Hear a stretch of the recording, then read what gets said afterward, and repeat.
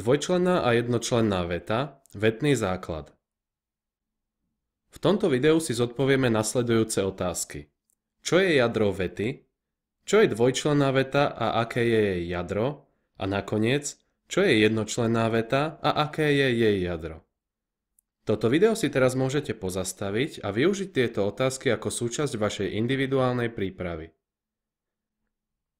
Keď povieme slovo jadro, predstavíme si niečo, čo je pre danú vec základom. Je to podstatné pre jej existenciu. Aj veta má jadro. Jadro môže byť rozčlenené, prirovnajme ho k rozlupnutému vlašskému orechu, a nerozčlenené, prirovnajme ho k lieskovcu. Ešte raz, gramatické jadro vety môže byť rozčlenené alebo nerozčlenené. Poďme preskúmať vety z hľadiska členitosti jadra. Pozrime sa na tieto vety. Ich jadro je farebne vyznačené. V prvých dvoch vetách sa jadro skladá z vyjadreného podmetu a z prísudku.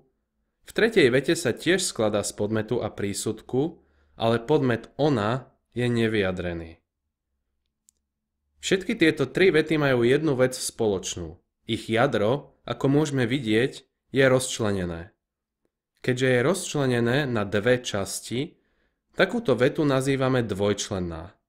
Teda zapamätajme si, že dvojčlenná veta má jadro rozčlenené na podmet a prísudok. Podmet a prísudok tvoria prisudzovací sklad a prisudzovací sklad je jadrom dvojčlennej vety. Pauza a ešte raz. Video si kľudne zastavte a zapíšte si, že jadrom dvojčlennej vety je prisudzovací sklad, ktorý sa skladá z podmetu a prísudku. Teraz sa poďme zaoberať vetami, ktoré majú nerozčlenené jadro. Vysvetlíme si, čo to znamená pojem nerozčlenené jadro.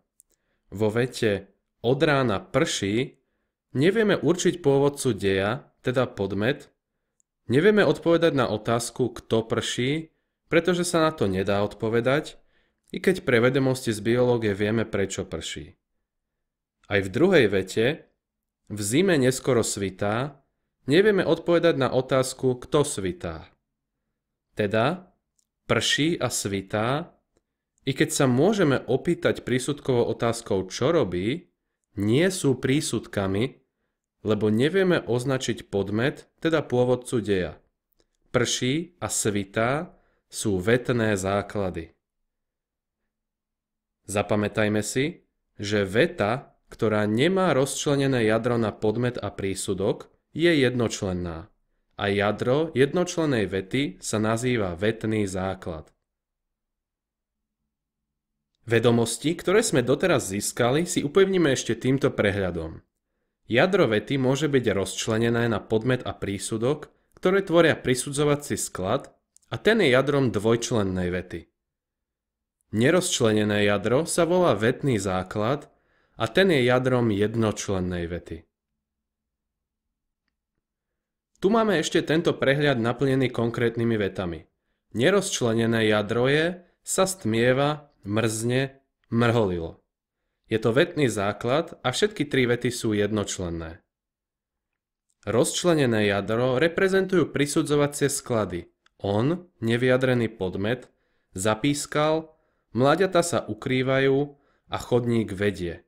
Všetky tieto tri vety sú dvojčlenné. Video si pozastavte a rozhodnite, ktoré vety sú dvojčlenné. Riešenie bude nasledovať. Porovnajte správnosť svojho riešenia. Záverečné zhrnutie a krátke odpovede na otázky. Čo je jadro vety? Jadro vety je základom vety. Môže byť rozčlenené alebo nerozčlenené. Čo je dvojčlenná veta a aké je jej jadro? Dvojčlenná veta je taká veta, ktorej jadro je rozčlenené. Tvorí ho, to jadro, prisudzovací sklad, ktorý sa skladá z podmetu a z prísudku. No a čo je jednočlenná veta a aké je jej jadro? Jednočlenná veta je taká veta, ktorá má nerozčlenené jadro. Toto nerozčlenené jadro sa volá vetný základ. Nemá podmet ani prísudok, obsahuje len spomínaný vetný základ. Takou jednočlennou vetou je napríklad veta prší.